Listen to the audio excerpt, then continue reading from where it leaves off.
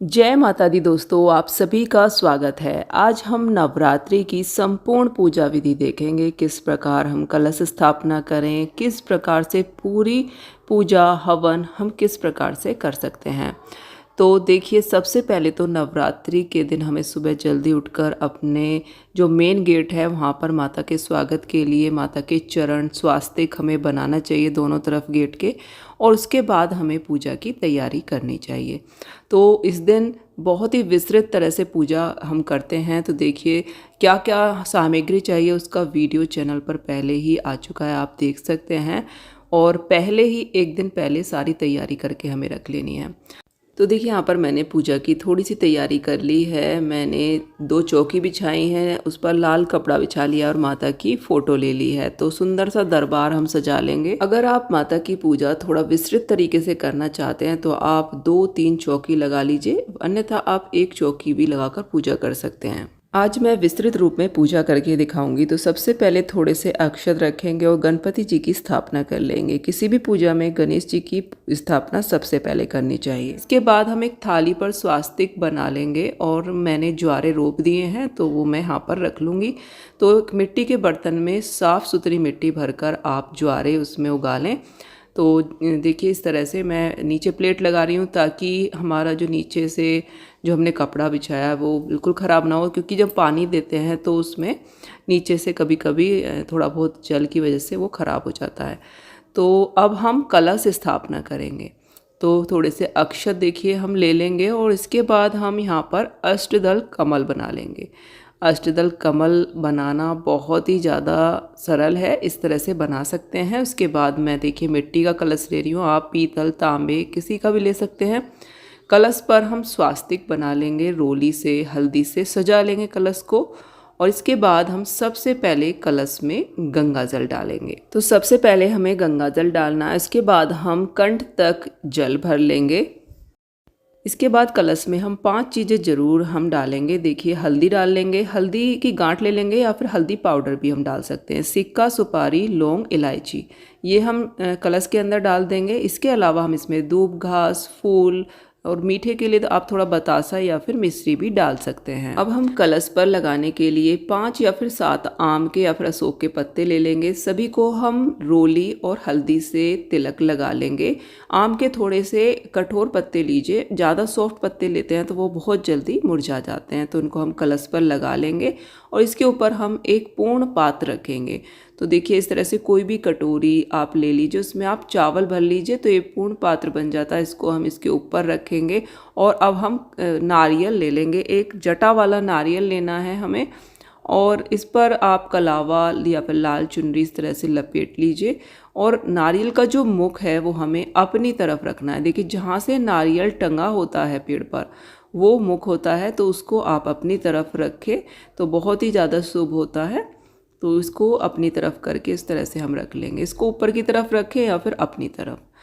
इसके बाद हम जो कलश है इसके कंठ पर मोली बांध देंगे। तो हमारे इस तरह से कलश की स्थापना हो गई है। अब हम अखंड ज्योत जलाएंगे। तो देखिए, एक प्लेट में मैंने रोली से अष्टदल कमल बना लिया है, आप चावल से भी बना सकते हैं। इसके बाद मैंने थोड़े से चावल रखे। अब मैं अखंड ज्योत यहाँ पर रख लूँगी। और अब हम अखंड ज्योत में तिल का तेल डाल रहे हैं, आप चाहें तो घी की ज्योत भी प्रज्वलित कर सकते हैं। माता का नाम लेते हुए हम अखंड ज्योत जला लेंगे। तो इस तरह से अखंड ज्योत जलाने के बाद अब हम थोड़ा सा गंगा जल लेंगे और सभी को जल के छींटे दे देंगे, माता को, गणपति जी को। तो इस तरह से शुद्धिकरण कर लेंगे और भाव रूप से स्नान करा देंगे। अब अगर हम विस्तृत रूप से पूजा कर रहे हैं तो हमें नवग्रह की स्थापना करनी है। तो देखिए, चावल की 9 ढेरियाँ लगा लेंगे और नवग्रह की स्थापना करेंगे। नवग्रह की स्थापना करना कोई भी ज़रूरी नहीं है। अगर आप पूजा को अच्छे तरीके से करना चाहते हैं तो नवग्रह की स्थापना, षोडश मात्राओं की स्थापना भी करनी चाहिए। तो देखिए, इस तरह से नवग्रह की पूजा भी हो जाती है। तो हमने देखिए 9 ढेरियाँ लगा ली हैं और सभी के ऊपर हम सुपारी रख देंगे। नवग्रह की स्थापना करने के बाद अब हम षोडश मात्राओं की भी स्थापना कर लेंगे। 16 चावल की ढेरियाँ लगा लेंगे और सभी के ऊपर सुपारी रख देंगे। वैसे तो माता के रूप में समस्त देवियाँ होती हैं, लेकिन अगर पूजा हम अच्छे तरीके से विस्तृत रूप से करते हैं तो हमें षोडश मात्राओं की स्थापना करनी चाहिए। तो देखिए, इस तरह से सभी पर सुपारी हम रख लेंगे और सभी का पूजन करेंगे। नवरात्रि की पूजा बहुत ही विशेष होती है और बहुत ही प्रेम से हमें पूजा करनी चाहिए। माता का नाम हम बोलते रहेंगे। अब हम फिर से एक बार गंगा जल से छींटे दे देंगे और समस्त देवी देवताओं को हम शुद्ध कर लेंगे, स्नान करा देंगे। इसके बाद देखिए, वस्त्र स्वरूप कलावा गणपति जी को समर्पित करेंगे, वरुण देव कलश को समर्पित करेंगे, माता को भी हम कलावा समर्पित कर देंगे। माता को लाल रंग की चुनरी हम उड़ा देंगे जो हम लेकर आए हैं। चुनरी आप नई ही लेकर आए माँ के लिए। इसके बाद नवग्रहों को और षोडश मात्राओं को जल के छींटे लगा देंगे और सभी को वस्त्र स्वरूप कलावा समर्पित कर देंगे। इसके बाद देखिए, गणपति जी को हम धूप घास समर्पित करेंगे और सभी को हम रोली से तिलक लगा देंगे। गणेश जी को, माता को, वरुण देव कलश को। इसके बाद हम माता को सिंदूर समर्पित करेंगे। सिंदूर माता को आप डेली लगाएं। नीचे तीनों माताएं हैं, उनको भी हम सिंदूर समर्पित कर देंगे और जो भी बचता है उसको आप अपने माथे पर लगा लीजिए। और ये जो सिंदूरदानी है इसको आप माता के पास ही रख दीजिए। तो 9 दिनों तक इसको यहीं पर रख कर रखें और उसके आप 9 दिनों तक माता को भी समर्पित करें। इसके बाद नवग्रह और षोडश मात्राओं को हम सूखी रोली समर्पित कर देंगे। अब हम माता को फूल समर्पित करेंगे। लाल फूल अगर मिल जाएं तो आप माता को ज़रूर समर्पित करें। गणेश जी को भी फूल समर्पित कर देंगे। वरुण देव कलश को हम फूल समर्पित करेंगे। तो सभी को फूल समर्पित करने के बाद देखिए, अब हम जो ज्वारे बोए हमने उसको भी हम रोली से तिलक लगा देंगे और समस्त नवग्रह और षोडश मात्राओं को भी हम फूल समर्पित कर देंगे। तो बहुत ही प्रेम से हम ये पूजा करते हुए चल रहे हैं। देखिए, सभी देवी देवताओं की हम पूजा करते चलेंगे। ज्वारों को भी हमने देखिए पुष्प से अच्छे से सजा दिया है, माला पहना दी। उसके बाद हम घी का दीपक प्रज्वलित कर लेंगे। तो एक छोटा दीपक हमने प्रज्वलित कर लिया है, धूप लगा ली है। अब हम माता को भोग समर्पित करेंगे। तो देखिए, हमारी जो चौकी है जगह नहीं बची है, तो मैंने एक चौकी और लगा ली है साइड में और यहाँ पर हम माता को भोग समर्पित करेंगे पंचमेवा का। उसके बाद बताशे और मिश्री का भोग समर्पित करेंगे। माँ को पान बहुत प्रिय है, तो पान पर लौंग और बताशा रखकर हम पान समर्पित करेंगे माँ को। अगर आप रोज़ ना कर पाएँ तो कम से कम 1 या 2 दिन तो अवश्य ही पान समर्पित करें। अगर रोज़ कर पाते हैं तो बहुत ही अच्छी बात है। इसके बाद हम माता को श्रृंगार का सामान समर्पित करेंगे। या तो आप पहले दिन कर दीजिए या फिर नवरात्रों में किसी भी एक दिन आप श्रृंगार का सामान माता को अवश्य ही समर्पित करें। तो देखिए, श्रृंगार का सामान समर्पित करने के बाद हम माता को फल समर्पित करेंगे।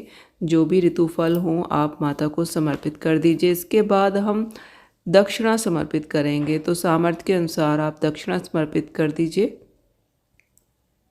इसके बाद हम ज्वारे जो हमने बोए हैं उसमें हम जल छिटक देंगे। इस तरह से हमें रोज़ थोड़ा सा जल इनमें इस तरह से डालना है। ज़्यादा बिल्कुल भी पानी आप ना दें तो हमारे ज्वारे बहुत अच्छे उगेंगे। इसके बाद हम हवन करेंगे। हवन यानी कि धूप माता की। तो हवन कुंड को भी हमने रोली से तिलक करके पूज लिया। इसके बाद एक उपला लिया है, उस पर हम थोड़ा सा कपूर और घी डालकर अग्नि को प्रज्वलित कर लेंगे। हमें लौंग के जोड़े चढ़ाने होते हैं माता की पूजा में, तो 2 जोड़े तो कम से कम ज़रूरी चढ़ाने हैं। अगर आप 5, 7, 11, 21 चढ़ाना चाहते हैं तो अपने अनुसार चढ़ा सकते हैं। लौंग के जोड़े ज़रूर चढ़ते हैं। उसके साथ ही माता को लौंग बताशे का भोग समर्पित कर देंगे। पान आप समर्पित कर सकते हैं इसमें आप बताशा, लौंग और इलायची रखकर माँ को पान समर्पित कर दें। तो इस तरह से आप अग्नि में समर्पित करें तो भोग माना जाता है कि माँ तक पहुँच गया है। तो देखिए, इस तरह से हम हवन कर लेंगे। और ख़ास तौर पर माता के हवन में धूप की जाती है। तो सामग्री से देखिए हम 5-7 आहुतियाँ दे देंगे। आपको जो भी मंत्र आता हो बाद में स्वाहा बोल दें। ओम ऐं ह्रीं क्लीं चामुंडाय विचे नमः स्वाहा। इस तरह से आप मंत्र जाप करते हुए स्वाहा बोलते हुए 5-7 आहुतियाँ दे दें। माता का हवन करने के बाद जो धूप होती है वो माँ को अति प्रिय है और घर का पूरा वातावरण उससे पॉजिटिव हो जाता है।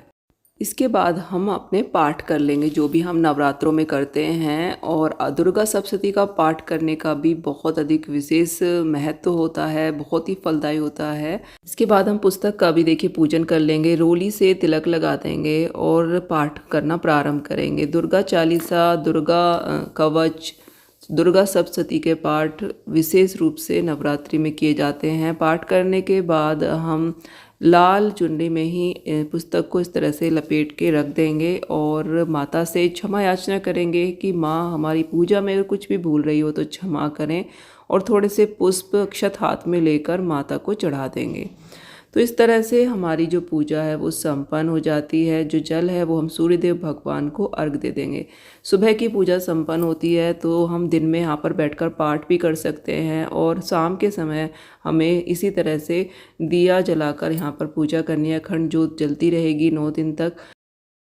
नवरात्रि की पूजा में सुबह के समय धूप करना बहुत ही ज़रूरी होता है, हवन धूप जो हम करते हैं। शाम के समय हम दीपक जलाकर पूजा कर सकते हैं। तो इस प्रकार से देखिए नवरात्रि की संपूर्ण पूजा विधि मैंने आपको बताई है। अगर आपको वीडियो पसंद आया हो, आज की पूजा विधि अगर पसंद आई हो तो हमारे चैनल को सब्सक्राइब जरूर करें, वीडियो को लाइक और शेयर करें, और कमेंट में जय माता दी जरूर लिखें। जय माता दी।